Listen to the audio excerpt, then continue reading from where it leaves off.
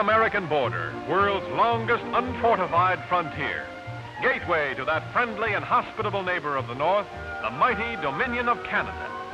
Here it's the central Canadian province of Manitoba, adventure land of sky-blue waters. A province of thriving towns and cities, where today and yesterday blend in colorful patterns, where a modern-day mist skates to a winter's serenade. For in Manitoba, the sports of the great outdoors follow the seasons. Whether it's skimming on ice in a race with a wild wintry wind, or sailing on water in a waltz with a warm summer breeze. Here is a vacationist's paradise, a wonderland offering everything to everyone. From Manitoba's picturesque scenic resorts, famed for their hospitality, to the inspiring beauty of her cities, her progressive spirit is predominant. This is the land of the Royal Mounted, long celebrated in history and legend. The land of old world cathedrals and stately churches. These Indian children, descendants of Cree and Assiniboine, may have adopted the white man's way of life. But the old days when Indian, English, and French fought for supremacy are not forgotten. Here indeed is a land of many fascinations, whether found in the romantic pages of her past or in the exciting story of her present. Each year, hosts of Canadians and Americans alike come to enjoy their own thrilling Manitoba holiday. Far to the north in this province of amazing contrasts lies fabulous Hudson Bay, whose subarctic seas roll toward the aurora borealis, and whose very name is synonymous with Manitoba's exciting history. Long ago, when only the dog teams followed the trackless trails of this winter wilderness, the Hudson's Bay Company established its great fur trade. Today, that company is still a vast enterprise, dealing in many commodities, Hudson Bay blankets, and the precious furs that are Milady's delight. Manitoba is also a land of majestic rivers, pouring their torrents through forest and prairie. But now the power of their waters is being harnessed for the growing needs of industry. The hydroelectric plant has tapped the rushing tide, taming the wildness of the mighty flood, and diverting its precious energy to the ever-increasing demands of modern life. For Manitoba, with a population of some 780,000, occupies a domain larger than the combined areas of Minnesota, Wisconsin, Illinois, and Iowa. Meatpacking is her first manufacturing industry, drawing its livestock from the teeming herds of her prairies and producing a variety of meat products for local and foreign consumption.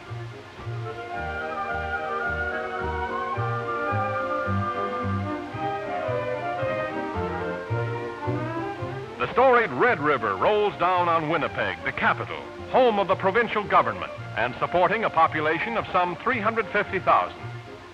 Less than 100 years ago, this new world metropolis was only a cluster of log cabins and Indian teepees, where pioneer and Indian lived and worked together to found a new settlement in the great Canadian Midwest. Today, Winnipeg is the fourth city in Canada and one of the most cosmopolitan in North America. Here, history and modern progress march hand in hand in a rich and colorful city literally hewn from the prairie itself. Typical of Winnipeg is the saying of the old French voyager, "He who drinks of the Red River returns to drink again." The University of Manitoba, while young by comparison to other establishments of higher learning, is one of the finest in the entire Dominion. Offering every advantage in the realms of the arts and the sciences, it draws its students from all the Canadian provinces and a number of states below the border. Winnipeg is also a city of attractive suburban homes, a far cry from those first log cabins of the Red River Valley. The capital is Manitoba's railroad center. Its rail lines connect with all of Canada and with the United States. Some 75 trains arriving and departing daily from Winnipeg stations. Modern highways also carry truck and automobile traffic to those faraway places. This one links Winnipeg with Brandon to the west. Brandon, in the heart of Manitoba's world-renowned wheat country, is the richest agricultural region in the province. Here, after years of careful cultivation, was evolved the famous #1 Northern, the Canadian hard wheat, which has become the standard for the entire world. This fertile farming district ships its grain and byproducts both to Canadian and world markets. Since the days of the early colonists who settled in the verdant valley of the Assiniboine, it has been the center of Manitoba's great farming industry, a major contributor to the Dominion's huge annual wheat crop.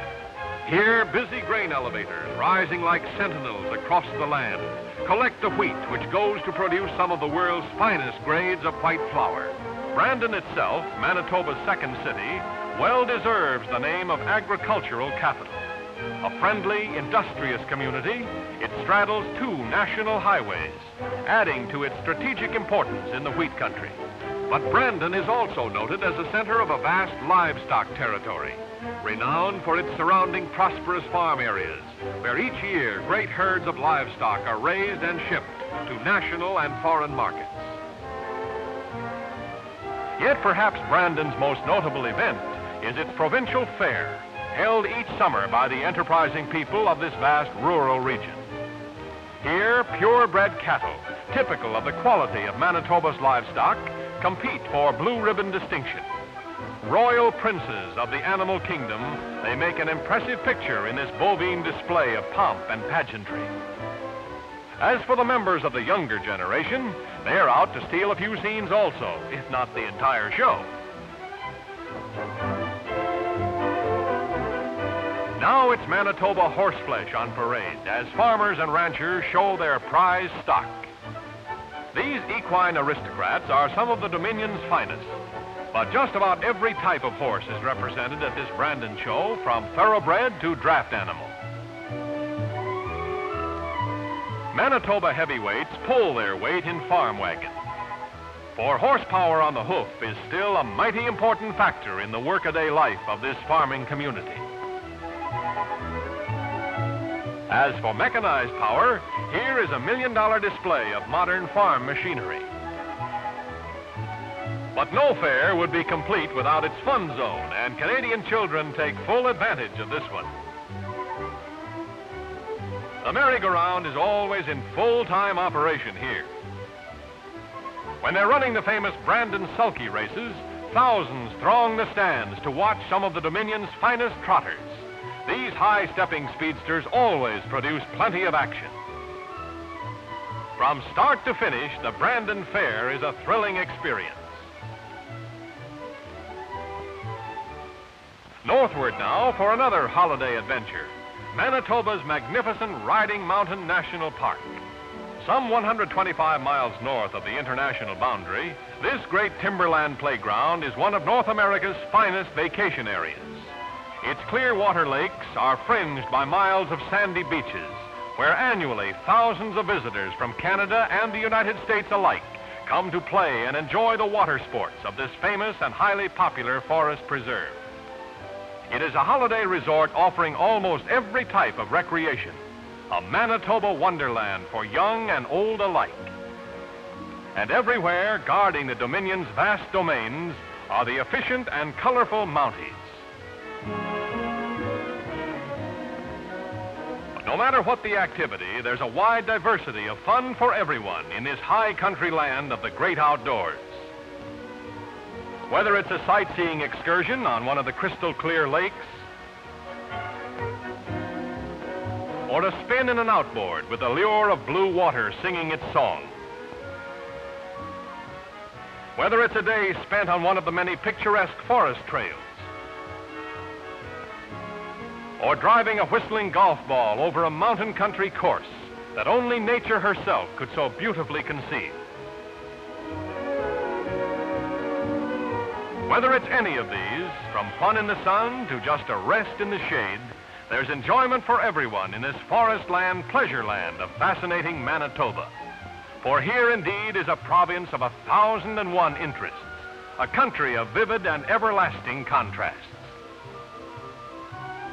Those contrasts are even more striking north of parallel 53, where towns like Le Pas, lobby of the North have their own colorful stories. Northern Manitoba is many things. Vast prairies, great forests, lakes and rivers, where lumbering, mining and fishing and fur trapping are important industries. All Manitoba is busy at something. Her productive timberlands constantly feed the appetites of her hungry sawmills, supplying the construction demands of her fast-growing communities. Her modern rail lines, carriers of her trade and transport, are ever on the move. Her highways, arteries of travel and commerce, are being constantly improved and extended. Her industries are on the march, producing for her own markets and those of the world. As for her many outdoor sports and her tourist trade, business in these is always good. For this is a vacationist's dream of paradise, and thousands are finding it true. This is Manitoba, Canada's great keystone province, a land of never-ending romance and adventure, a land no visitor ever forgets once he has answered its exciting call.